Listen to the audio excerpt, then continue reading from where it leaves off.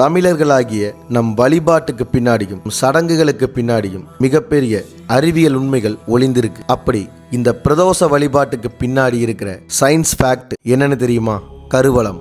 இந்த பூமியில் வாழும் மனிதர்கள் மீதும் மற்ற உயிரினங்கள் மீதும் வேறு கிரகங்களோட தாக்கம் இருக்குங்கிறது பல ரிசர்ச்கள் உறுதிப்படுத்தின நமக்கு தெரிந்த உண்மை. இதிலுமே அதிக தாக்கத்தை ஏற்படுத்தக்கூடிய 2 கிரகங்கள் சூரியனும் சந்திரனும். இந்த சூரியனும் சந்திரனும் பூமியின் ஒரே நேர்கோட்டில் வருவதுதான் அமாவாசையும் பௌர்ணமியும். இந்த அமாவாசை பௌர்ணமி டைம்ல பூமியின் ஈர்ப்பு விசை பல மடங்கு அதிகமாகுது. இந்த டைம்ல தான் கடல் அலைகளின் சீற்றம் அதிகமாக காணப்படுறதும் உயிர்களின் மனநிலையில மாற்றம் ஏற்படுறதும். இது மட்டும் இல்லாம இந்த பூமியின் மேற்பரப்பில் இருக்கிற அயனோஸ்பெரிக் லேயர்ஸ் சொல்லப்படுற மின் துகள் மண்டலம் குறைந்து விடுகிறது. அதனால இந்த டைம்ல இரவு நேரங்கள்ல கேடு விளைவிக்கும் கதிர்வீச்சுக்கள் அதிகமா வரும். பூமிக்குள்ள முக்கியமா காமா கதிர்கள் மனித உடலுக்குள் ஊடுருவி செல்லும் சக்தி கொண்டது. இதை நம்மால ஃபீல் பண்ண முடியலனாலும் இந்த கதிர்கள் ஆணின் விந்தணுக்கள் மீதும் பெண்ணின் கருமுட்டையின் மீது பாயும் பொழுது சிதைவை உண்டாக்கும் சக்தி கொண்டது. இதைத்தான் நம் முன்னோர்கள் விரை தோஷம்னு குறிப்பிட்டிருக்காங்க.